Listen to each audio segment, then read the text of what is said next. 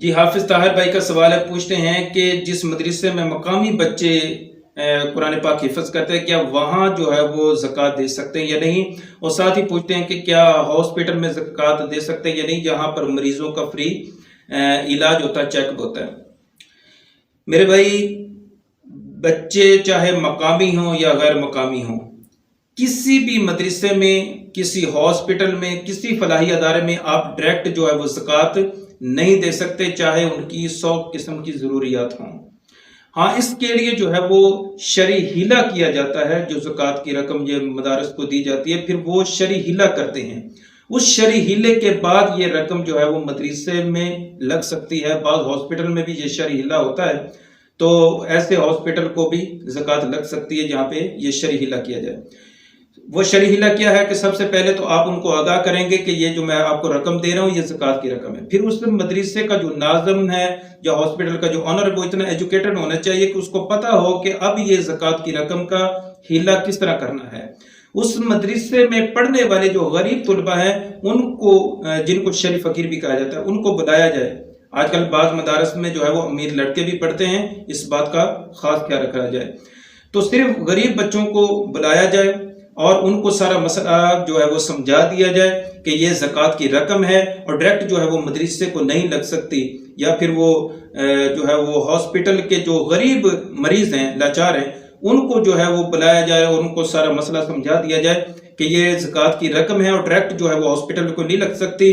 تو اس کے لیے ہم نے جو ہے وہ یہ شرعی ہیلہ کرنا ہے کہ آپ کو یہ رقم دی جائے گی، آپ کو اس رقم کا مالک بنایا جائے گا، پھر آپ یہ رقم اپنی مرضی سے بطور نذرانہ جو ہے وہ مدرسے کو یا ہاسپٹل کو یا کسی اور فلاحی ادارے کو دے دیں۔ تو اس طرح جو ہے وہ یہ رقم جو ہے وہ مدرسے کو، ہاسپٹل کو یا فلاحی ادارے کو لگ سکتی ہے، بشرطے کہ وہاں واقعی جو ہے وہ رقم کی اشد ضرورت ہو۔ تو اس طرح جو ہے وہ رقم جو ہے وہ دی جا سکتی ہے مدرسے کو کہ وہ بچوں کے حوالے کی جائے، غریب بچوں کے حوالے یا غریب مریضوں کے حوالے، پھر وہ جو اپنی مرضی سے جو ہے وہ اس ادارے کو دے دیں۔ تو اس طرح جو ہے یہ زکوٰۃ کی رقم لگ سکتی ہے۔ اچھا، یہاں پر میں یہ بات بھی بتاتا چلوں کہ بعض کہتے ہیں کہ یہ شرعی ہیلہ جو ہے یہ مولوی نے اپنی طرف سے گھڑ لیا تاکہ اس طرح یہ زکوٰۃ کی رقم اپنے لیے حلال کر سکیں۔ جناب، یہ ہیلہ جو ہے وہ یہ تو قرآن شرعی ہیلہ جس کو بولتے ہیں، یہ قرآن و حدیث سے ثابت ہے۔ جو جائز ہیلہ ہوتا ہے، ناجائز کی بات نہیں ہو رہی، جائز ہیلہ قرآن و حدیث سے ثابت ہے۔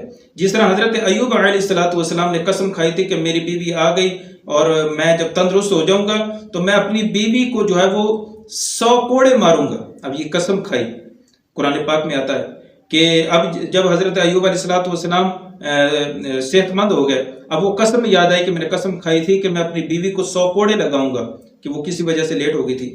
تو اب آپ رحم دل تھے تو سوچا کہ یہ قسم میں توڑ دیتا ہوں، بیوی کو کیسے ماروں گا؟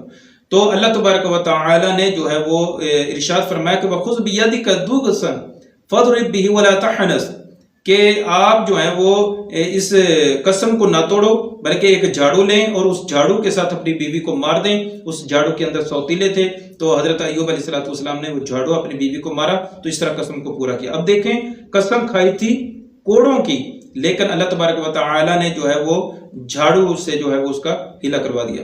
اسی طرح جو ہے وہ صحیح مسلم شریف میں آتا ہے کہ نبی اکرم صلی اللہ علیہ وسلم کی خدمت میں جو ہے وہ صدقے کا گوشت، گائے کا گوشت جو ہے وہ پیش کیا گیا۔ تو آپ صلی اللہ علیہ وآلہ وسلم کو کسی نے عرض کی کہ یا رسول اللہ صلی اللہ علیہ وسلم، یہ صدقے کا گوشت ہے، یہ بریرہ کو کسی نے صدقہ دیا ہے۔ تو آپ صلی اللہ علیہ وآلہ وسلم نے فرمایا کہ هو لها صدقہ ولنا ہدیہ، کہ یہ صدقہ جو ہے وہ بریرہ کے لیے ہے، ہمارے لیے ہدیہ ہے۔ یعنی کہ جس نے جو ہے وہ صدقہ بریرہ کو دیا ہے تو وہ اس کا صدقہ ادا ہو گیا، لیکن آگے بریرہ نے جو ہے وہ ہمیں دیا ہے تو یہ صدقہ نہیں ہے، یہ ہدیہ ہے۔